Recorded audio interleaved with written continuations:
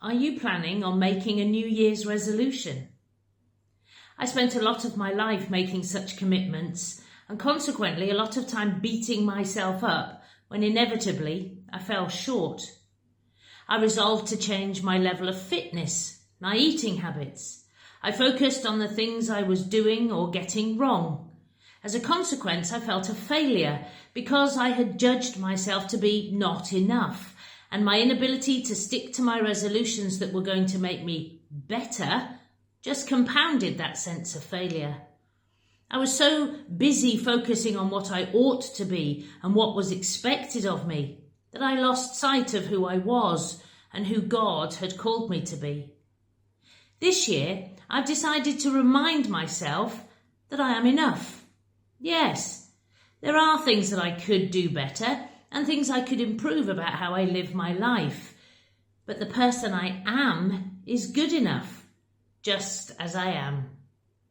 And you know what? So are you, every one of you. It's good to stop and think about life. It's good to seek to find out how to be more like the person God has created each one of us to be.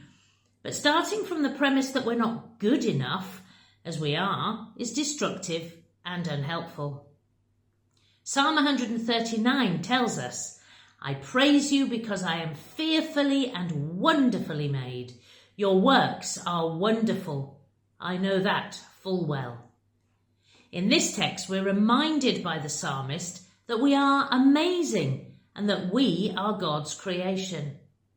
But more than that, we're reminded that God does not make mistakes, that God's work is wonderful and that we are part of that wonder.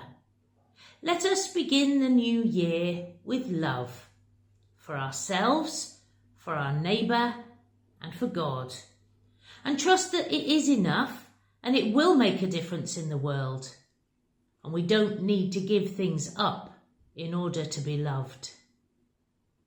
Happy New Year.